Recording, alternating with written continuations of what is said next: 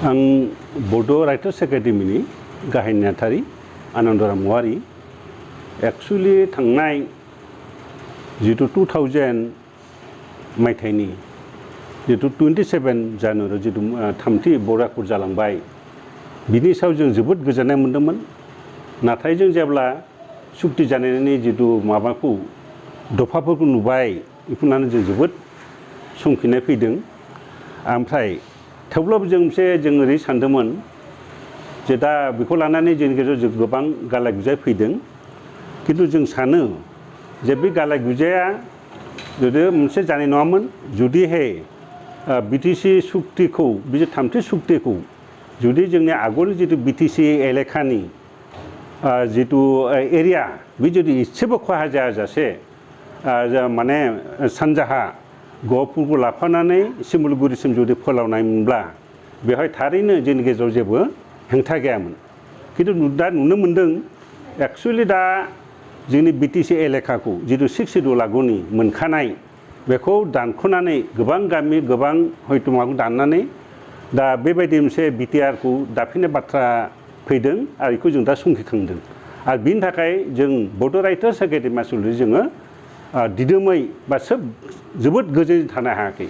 बेखायनो जों बे गुबै जाहोनानो जादों जों पिआइएलआव सापर्ट होनाय बा पिआइएल होनाय जाहोना बेनो जे जोंनि जितु मोनखानाय 6 सिड्युल एरिया बिटिसि एरियाखौ दानख' थांनायाव जों जोबोद दुखु मोनदों। आं बे बिथिङाव बुंनो थांदों आसलथे बे मोनसे मा होनो बेखौ इउनिटारि सिस्टेम जायखौनो असमियाव एकिक नियम सानखान्थिजों बिथाङा बाथ्रा बुंबाय थादों। जों बेखौ खोब दुखु मोनदों आसलथे बिथाङा बुंदों जिखुनु जायगायाव बुंदों जे माने गंनैसो एबा माखासे गामि दानख'नाय जुदि जों गोबां गामि मोनोब्ला जोंहा मा लकसान दं होनना बुंदों। बे खिन्थु बे जानो नाङा आसलथे मानोना जोंनि बिटिसि एलेखाखौ 6 सिड्युलखौ एसेबो खहा खालामनाङा। बिथांमोना फोलावथों जों फोलावनो जोङो जोबोद सापर्ट दं। आरो दिनै जितु गहपुर एबा सनितपुर जिल्लानि बिश्वनाथ सारिआलिनि जितु मानसिफ्रा गोबां हयथ' बिथांमोना गिनाय फैदों जे जों दा पिआइएल होनायनि गेजेरजों एबा माखासे मानसि बा बड' राइटार्स एकाडेमि हक जा सानसुमा मानगोनां सानसुमा बसुमतारीनि दैदेननायाव जा मानगोनां चन्द्रन ब्रह्मनि दैदेननायाव जितु पिआइएल होदों बेयाव गोबां खहा जागोन एबा बिथांमोना बिटिआरआव हाबस'नाय नङा बेबायदि मोनसे गिनाय फैदों। बे नंखाय बे गिना गैया। दा हयथ' जों जितु जों बिदों जे जों एकमात्र जोंनि गुबै दाबिया जादों मा जोंनि 6 सिड्युल एरिया जाहाथे एसेबो खहा जाया जों बिनि थाखाय जों पिआइएल होदों। पिआइएलआ जों बिखेखयै जा आं धाराखौ बुंनो थांथ'ला बेनि जे दफाफोरखौ बुंनो थांला गुबैयै दा जितु जों नुनो मोन्दों माखासे जोंनाव मोनसे माफोरखौ दानख'दों गोहोफोरखौ आं बेफोरखौ सिगाङाव दफाखौ आं मोनसे टन बुंनो थांला। आरो जोंनि जितु एलेकायाव दानख' थांनायावनो जों गुबैयै जों पिआइएल होनायाव जों सापर्ट खालामदों। आरो बेखिनि आं मोनसे बाथ्रा बुंनो थांनो नागिरदों जे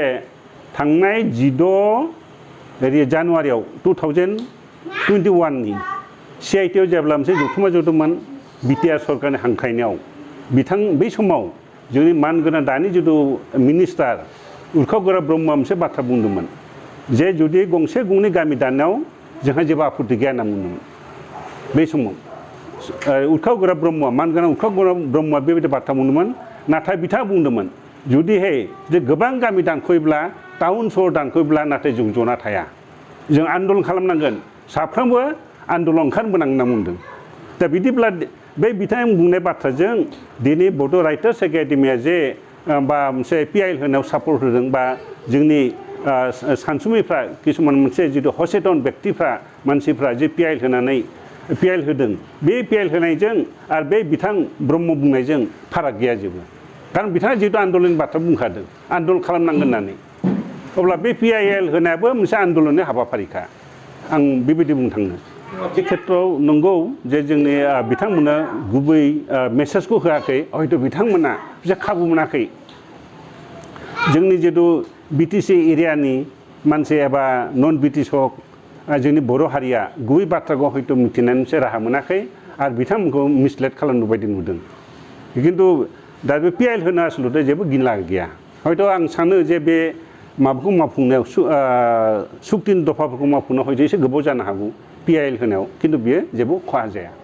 दा जों लुबैदों एक्चुअलि दे जाहाथे जोंनि बिटिसि एरियाजों एसेबो खहा जाया जों फोलावनायखौ जों 100% जों मदद दं आरो जों बेवहाय जोङो फुलि जों सापर्ट खालामगोन। आरो जों दा लक्ष्य खालामदों जे मुंसायगिरिफ्रा बिथांमोना पलिटिकेलसो बांसिन बारसोमनाय नुनो मोनदों नाथाय बिथांमोना जुदि दफाफोरखौ मावफुंनो आरो गुबैयै सिमाखौ फोलावनायाव एबा सिमानि जेंनाखौ सुस्रांनानै स्र' खालामनानै बिथांमोना हयथ' मोनसे पलिटिक्सआव बारसोमब्ला मोजां जागौमोन नाथाय बिथांमोना जेंनाखौ सुफुङाबासिनो दिनै पलिटिक्सआवसो नांथाबनाय नुनो मोनदों बेबो मोनसे जाहोन गालाय गुजाया आरो बे खेथ्रआव आरो जों दासिम जों नोजोर थिदों जे मुंसायगिरिफ्रा खौसेथियै केन्द्र सरकार एबा जोंनि आसाम सरकार बिथांमोनखौ खौसेयै बे दफाफोरखौ मावफुंनो थाखाय नारसिननाय जों नुनो मोनाखै मा जाहोनाव नुनो मोनाखै आरो बेखौ मावफुंनो थाखाय बेखौ मावफुंनायनि जुदि बिबानखौ दानि जुदि बिटिआरनि एबा बिटिसिनि जिथु चिफ गाहाय बिथां मानगोनां प्रमद बर'आ दैदेननांगौमोन नाथाय बिथाङा बेखौ मावफुंनाय नुनो मोनाखै एक्सुवेलि थिग जायाखै जाय दा जों नुनो मोनदों जे जोंनि मानगोनां सानसुमा बसुमतारी बायदि सासे हारि सिबिसुला हारिखौ जिउयै माहामै मोजां मोनग्रा बिथांमोना जाथिनि थाखाय नांथाबग्रा बेफोरबायदि मानसिखौ जों मुसुखा सावनाय नुदों बेबायदिनो चन्दन ब्रह्म खाम्फा बरग'यारि जोंनि गेदेमा बिथांमोनखौ बिदिनो गोबां थुनलाइगिरि बिथांमोनखौ बेबायदि नुदों बे जोबोद मुगैथाव खामानि जादों आं खावलायो जाहाथे बिथांमोना बेफोरबायदि खामानिखौ दा मावथों आरो आं दा मोनसे आंनि दुखुआ बेनो जे जिहेतु PIL होनाय मा खारनाव होदों बेखौ दानि सरकार बिटिआर सरकार एबा मुंसाय होनाय जिथु हानजा बिथांमोना खौसे जानानै जायफ्रा PIL होदों बिथांमोनखौ लेंथुमनानै सावरायनांगौमोन नाथाय बेखौ नुवाखै नाथाय बिनि सोलाय दिनै बिथांमोना माखासे गौथुमफ्रा मुसुखासो सावनाय नुनो मोनदों बे जोबोद नेहाथ आरो मुगैथाव खामानि जादों